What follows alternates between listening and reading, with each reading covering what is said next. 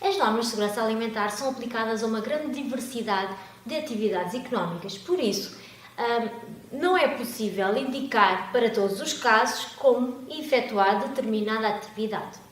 Desta forma, muitas das normas indicam alguma flexibilidade para as empresas que estão a implementar estas normas, de forma a avaliar como aplicar o requisito. Vou-me fazer entender. Muitas das normas indicam que determinada atividade deve ser implementada de acordo com o risco. E desta forma existem muitas vezes as expressões baseado em avaliação de risco. Por exemplo, avaliação de mitigação de corpos estranhos. Para cada atividade pode ser necessário fazer diferentes medidas de controlo. Pode ser necessário ter um detector de metais ou um detector de corpos estranhos. Posso ter peneiras, posso ter ímãs, posso ter filtros. Posso fazer por inspeção visual, dependendo da minha atividade e do risco, dos perigos que eu vou avaliar. Por isso, muito importante as expressões das normas de segurança alimentar, atenção, estejam com atenção ao que eu vou dizer, baseado em avaliação de risco. Existe muitas vezes repetido esta expressão nas normas de segurança alimentar. Eu tenho aqui as três principais, BRC Food, IFS Food, FCC 22000, os requisitos adicionais da FCC 22000, porque sabemos que a FCC 22000, não comprido, é o conjunto de três normas, as especificações técnicas, ISO 22000 e depois os requisitos adicionais da FCC 22000, ok? Mas, independentemente disso, eu vou necessitar de avaliação de risco. O que é que isto quer dizer? O risco é o quê? Bem, isso já devo eu saber antes de implementar, porque é uma coisa básica de quando estou a tratar de segurança alimentar. O risco é a consequência entre a probabilidade de ocorrência e a severidade de determinado perigo. Com base nisto, eu vou determinar se algum risco, algum perigo, quer dizer, é ou não significativo para aquela etapa, para aquela atividade, para aquela matéria-prima, para aquele ingrediente, etc. Ok? Então, vamos aqui falar das normas. Por exemplo, na FCC 22000, as expressões que aparecem mais aplicadas nos requisitos adicionais é que eu tenho que ter uma avaliação de risco comentada, como por exemplo a análise do Food Defense, a análise da fraude alimentar, ou então um plano baseado no risco ou um procedimento baseado no risco. Estas são expressões-chave que eu devo identificar, fazer assombreado, colocar uma nota, arriscar, para não me esquecer que devo demonstrar uma avaliação de risco e aquelas medidas de controle que eu vou definir têm que ser baseadas no risco que eu identifiquei para a minha atividade, para a minha empresa, para a minha situação.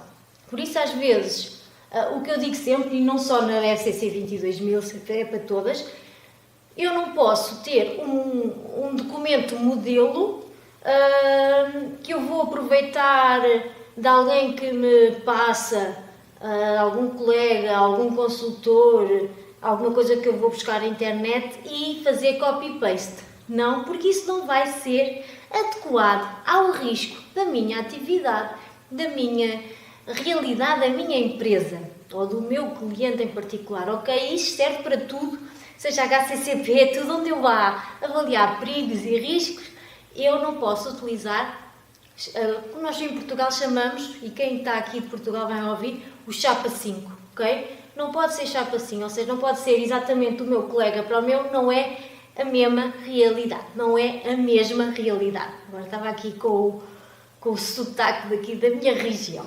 Agora, FCC 22000, já falámos. IFS Food.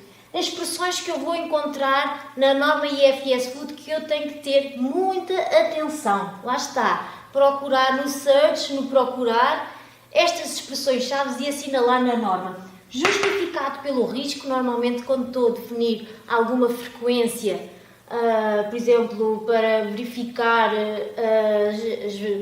as inspeções internas, para verificar perdão, as boas práticas, seja para calibrar instrumentos de medição e monitorização, balanças, penetrómetros, refratómetros, termómetros, etc. E depois, baseada em análise de perigos e avaliação de riscos associados, a que parece pelo menos umas 13 vezes ou 14 vezes esta expressão, que está baseado em análise de perigos e avaliação de risco. Ou seja, aqui vou ter que fazer como se fosse uma análise para o HACCP, com severidade de probabilidades, significativo, e vou ter que justificar e definir medidas de controle. Depois, vamos à minha queriducha BRC Food.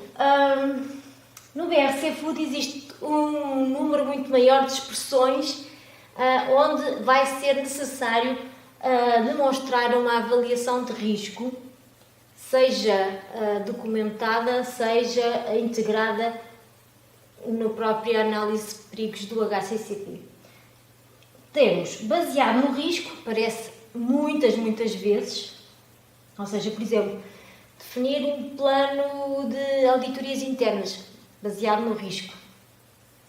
Depois também diz, em relação aos riscos associados, pois a avaliação de risco documentada, esta aparece muitas vezes na avaliação, tal e qual como é o CC 22000, na avaliação das ameaças do Food Defense e das vulnerabilidades do Food Fraud, e com base no risco.